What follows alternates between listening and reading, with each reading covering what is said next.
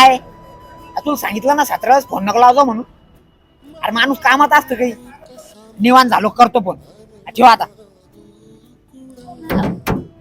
डोक्यावर पडला का रे तू? काय झालं एवढं भाडकाला? अरे घरचे नुसतं 17 वेळेस माणसाला फोन लावत राहते. फोनवर फोन फोनवर फोन.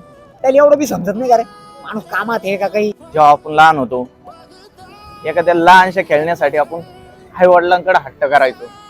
अरे रडायचो पण. तसंच आई वडिलांचं असतं रे. पण आता आपण मोठे झालो.